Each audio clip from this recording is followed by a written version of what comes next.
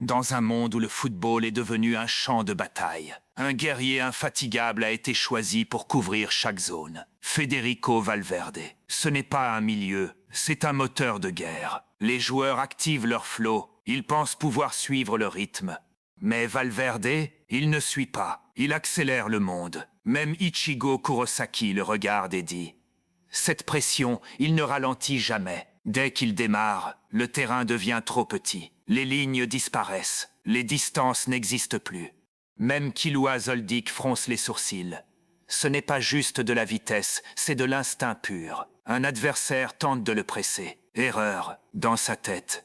Un sprint impossible, un retour défensif éclair, une frappe venue de nulle part. Valverde continue. Encore, sans fin, comme Gay Maito prêt à ouvrir toutes les portes. Puis, il s'arrête. Une seconde, silence total. Il active sa technique interdite. Extension du territoire, champ de guerre infini. Le terrain s'étend, à perte de vue. Les adversaires s'épuisent.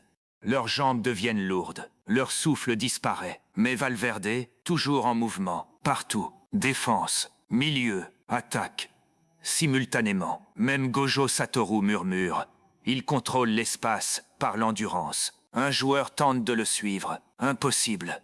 Il est déjà ailleurs. Récupération, projection, frappe. Boum! Le ballon fuse. Filet. Le domaine disparaît. Retour à la réalité. Le stade explose. Les commentateurs crient.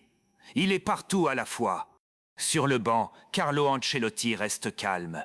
Plan tactique. Laissez-le courir. Même Eren Yeager regarde et dit « Ce n'est pas un joueur, c'est une marche vers la destruction. » Et le pire, Valverde ne s'arrête jamais, même après le but. Il court déjà vers le prochain.